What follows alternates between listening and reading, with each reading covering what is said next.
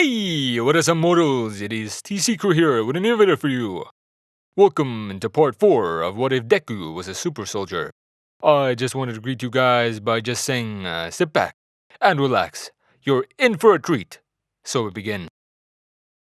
The building in ground beta shook and trembled, and the explosion resulting from Bakugo's gauntlet was non-existent. There was no explosion. The only sound that was made was a sonic boom of speed from the inside of the observation room to the building.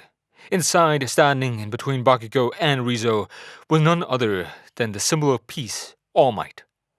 He had jumped in between, caught both thrown knives from Rizo, and crushed Bakugo's gauntlet before the pin was fully pulled. "We are to have some words, young men. For now, this match is over, and we will continue the rest of the matches." With the end of the battle trial came a rather uneventful aftermath for the students involved. Bakugo collapsed from fatigue, while Rizo struggled to stand from all the scorch marks and bruises from Bakugo's explosions. Both were sent to Recovery Girl to get treated. "Get on to the bus." The very next day was a training trip, and the students of Class 1A had just been ordered to board the buses. They weren't told where they were headed, but it was basically treated like a field trip by a good 15 out of the 19 students. One of those for being a particularly bifocal youth. "Everyone board the bus in a single file and orderly fashion." Tenya Ida had just been chosen as class president, with Momo as vice president hours prior. You could say he was taking his role seriously. "It's an open layout." One of the other four taking this trip seriously, however, was, even though on the edge, had a poker face that made it seem like he was completely calm. 1A boarded the bus and headed off to the USJ. Instead of sitting next to someone tolerable in his mind like Momo, sat next to an uncomfortably inquisitive frog quirk teen. "If you don't mind me asking, what's your quirk, Rizzo?" Rizo understandably did not expect this direction of an approach from someone like Sue, so his incredibly shy, repressed self started to show through his blushing. He answered, still blushing, but less so as he calmed himself. "My quirk gives me enhanced physical capabilities." Sue then asked, "Then what's with the knives you always carry?" "Unrelated." "Then why do you carry them if they are unrelated to your quirk?" "Because I kill people and I'm used to carrying them on me at this point." "Because..." A tired voice interrupted. "We're here." As the students filed out of the bus, they encountered a spacesuit-looking person. They began to speak. "Hello, students, and welcome to the USJ. "It's the Space Hero 13, the chivalrous rescue hero who rescued many from disasters across the world." 13 went on to say in a joyous tone. Come on, I cannot wait to show you inside." The students followed 13 inside to see something almost out of an amusement park. "I created this facility to prepare you all for different types of disasters. I called it the Unforeseen Simulation Joint, or the USJ. The class then surprisingly thought almost in unison. Just like Universal Studios Japan. Rizzo then witnessed Aizawa walk up to 13, and she held up 3 fingers. Something was off about the air. He felt darkness start to gather in the plaza. His hair started to stand on end as he walked towards the stairs and looked at the plaza. "Something's coming," he thought to himself. "I can feel the bloodlust."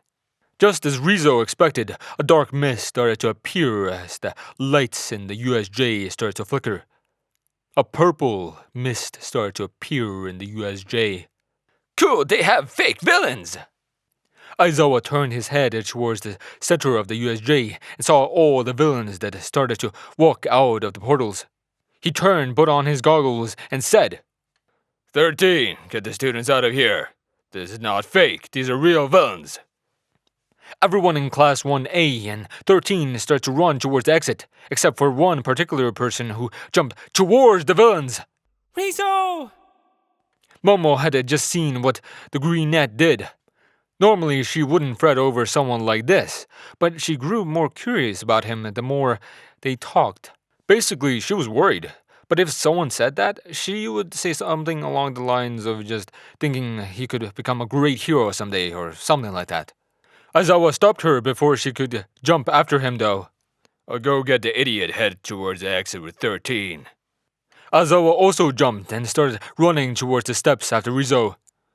Down with Rizzo, he was contemplating all his decisions while heading down the steps subconsciously, not knowing why he went down the steps in the first place.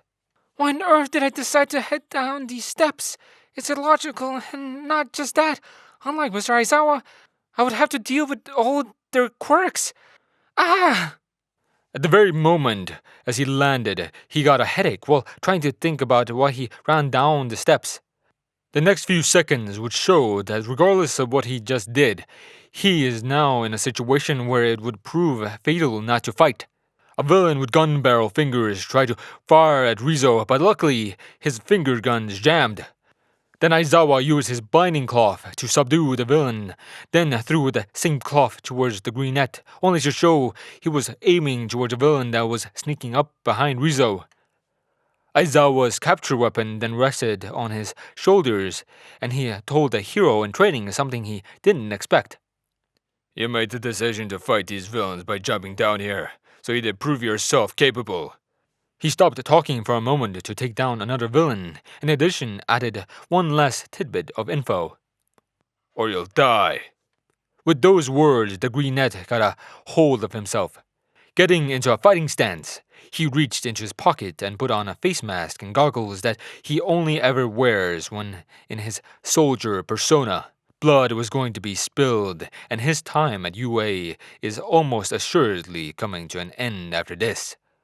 He knows he was told not to kill by his boss, but he would have to go all out if he was going to live. But before we get into the fighting, I would like to tell you all, Honey is a free browsing add-on available on Google, Opera, Firefox, Safari. If it's a browser, it has Honey. Honey automatically saves you money when you check out on sites like Amazon, Papa John's, Kohl's. Whenever you shop, it's a good chance that Honey can save you money. All you have to do when you're checking out at these major sites, click that little orange button and it will scan the entire internet and find discount codes for you. It takes 2 clicks to install Honey. Now, anytime you check out Honey, will scan the entire internet and find coupon codes for you. If there is a coupon code, they will find it. And if there is not a coupon code, you can rest assured that you are getting the best price possible, and there literally is not one available on the internet. If you install Honey right now, you can save like $50 to $100 on your shopping, doing nothing. There's literally no reason not to install Honey. It takes 2 clicks. 10 million people use it. 100,000 5-star reviews. Unless you hate money, you should install Honey. Over in the flood zone of the USJ, our favorite stickler for the rules, Tenya Ida, is currently falling to his doom. How, you may ask? Well, the answer is quite simple. Knight armor is not something that meshes well with a large body of water, especially if you plan on not drowning. Splash! Seconds passed. Tenya could feel the water start to fill up the empty spaces of his hero costume. He instinctively tried to swim, but given the fact that it's metal armor, it still makes it harder to swim. A minute passed. He started to feel his breath start to escape his lungs, as if things couldn't get any worse. At this point, he saw a shark villain's jaw open, ready to chomp. He started to lose consciousness, while he somehow felt like he was being dragged up onto the shore of the flood zone. Finally, being able to breathe, he decided to thank his savior. Thank you very much. I would have drowned. Shut up. You should really think about making your armor swimming friendly so I don't have to save your ass next time. Bakugo? Yeah, that animal nerd is here too. He's distracting the villains with those animals of his. Are you sure leaving Kona behind was the right decision? That extra may be a pushover, but due to the fact that he's the only one who could do it, He grew some balls and decided to stay behind. With this, Ida finally coughed up the rest of the water and stood up. Bakugo started to walk away towards the door and said. Ida then asked, Pardon for my asking, but since when are you always calm and rational? You normally are more explosive and angry. I'm always calm and rational, Bakugo yelled. Anyhow, you need to escape to let the UA staff know what's going on. I will find that mist bastard! The last thing Bakugo said was acclaimed with a looking, screaming murder on his face. In the other zones, we see glimpses of various classmates in various zones fighting evildoers. Jiro, Ojiro, and Kaminari are in the ruined zone. A villain can be seen trying to sneak up on Kaminari. When he jumped onto him, Kaminari accidentally activated his quirk at maximum voltage, shocking the last villain and short-circuiting his own brain in the process. In the landslide zone, Sue alone is camouflaging herself to stealthily sneak away from the villains that would probably overwhelm her otherwise. In the mountainous zone, Todoroki and Zoro are fighting villains along with a frightened Oyama hiding from the villains behind a rock in the background, too scared to do a single thing. In the conflagration zone, Tokiyami is seen alone fighting many villains at once with a tiny dark shadow, somehow still taking on all of them at once, not realizing that he is getting help from a completely unnoticeable Hagugare. In the downpour zone, Momo and Sato are getting help from the worse-for-wear Uraraka fighting villains. Momo used a bow staff to combat them, in conjunction fighting with Sato taking them down, having a worried expression on her face, but focused on the battle at hand. Back at the plaza, a much more frightening situation is at hand. A hand villain is currently combating none other than Rizo Senshi, or Soldier himself. Going blow for blow, Aizawa decided to help the people at the door first, then help Rizo finish off the last villains. You know, soldier, who would expect a villain like you to be really 15 and going to UA? You really live up to your reputation. You know that. But you sure the side of heroes is the side you belong? Considering your kill count in the hundreds only bolstered by those you've killed during this attack. I had no choice. You see, that's the problem here.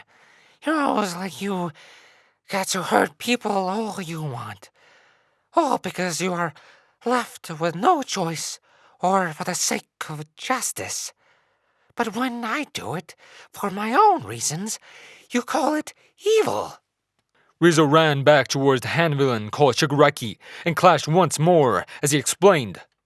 You know, you have a point about all that hypocrisy, but your motivation is childish at best. Shigaraki started to smile as he went for a swipe at Soldier's face to dodge when he responded with an attempt slash of his own with a knife he has in his hand. Shigaraki dodged to push the greenette to the ground and pin his arm. Rizzo started to feel some excruciating pain in his arm as he heard the hand villain speak once more. I was going to let you live on the orders of my master, but I'm sure you can stop your arm from decaying before it reaches the rest of your body. He felt the sensation of his arm ripping apart. To simplify, it was the most excruciating pain he ever felt in his life. He passed out from the pain. Mom? Rizzo, in his mind, is seeing something almost completely different from what is going on in the USJ, but nonetheless painful to watch. He could see a child that looked almost like him strapped to a seat, crying while a bit younger version of his boss used what looks like a quirk on him. A yellow pulse emitted from the old man's hand. Calm down, little one.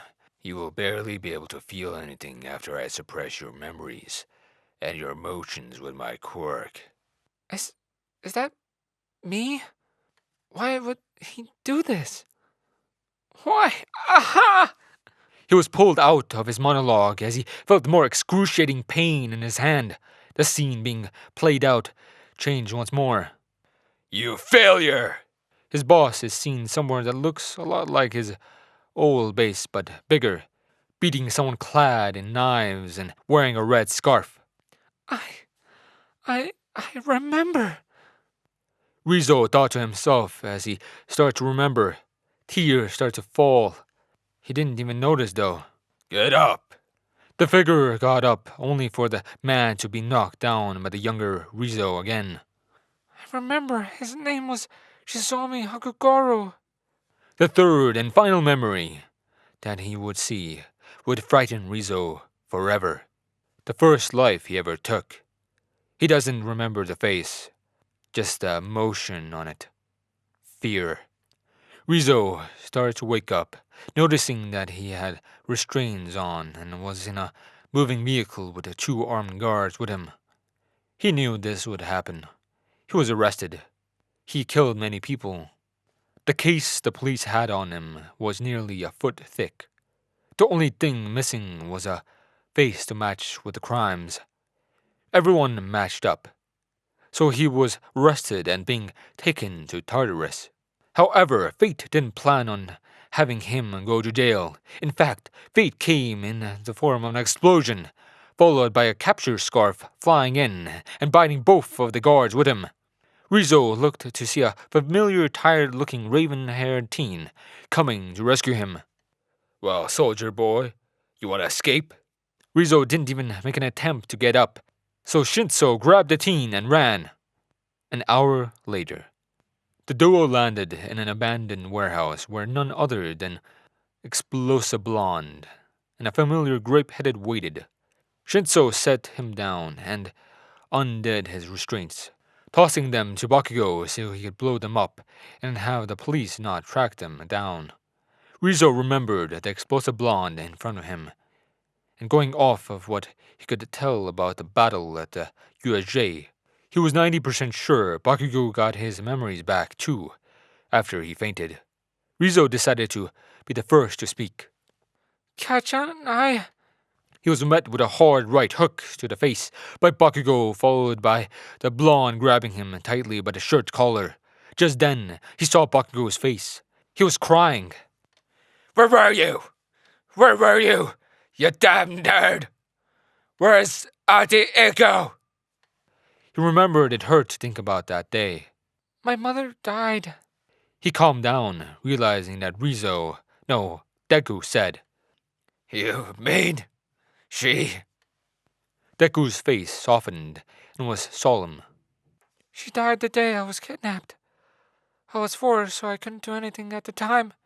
But she was killed by the same man that kidnapped me and turned me into the person before. Deku got up and continued. But the better question is why you saved me. He looked up at all 3 of them, waiting for a response. But when he didn't get one, he continued as tears fell. I killed people! Heroes! Villains! Even civilians that were unfortunately enough to see my face! So why? Tell me why, Mineta, Kachan, and Shinso! Why did you say I would murder her? A long silence was heard after Izuku finished screaming. Mineta walked up to him and gave him a thumbs up as he said, Because you took me in, and you're my friend now. Shinso put a hand on the green net and said, You needed saving. Kachan stayed put, wiped his tears and said, You earned my respect by being alive, you damn nerd. Izuku simply was shocked as he started to laugh and cry. He felt appreciated. He felt loved by his new friends. He could feel again. So he asked the most important question on his mind after the crying ended. What happens now? Shinso looked up at the night sky above them, looking through the hole in the warehouse roof. In the hands of heroes or villains, the superhero serum that sociopath created is dangerous. It's only fitting that his own creation take him down. Shinso fist-bumped Izuku as he finished. Izuku responded with a fist bump of his own and nodded. Then me and the perv are coming too. Bakugo responded. Mineta started to yell at Bakugo saying, Are you crazy? I just thought I'd break Midoriya out of prison and move to America. I can't see any babes in prison.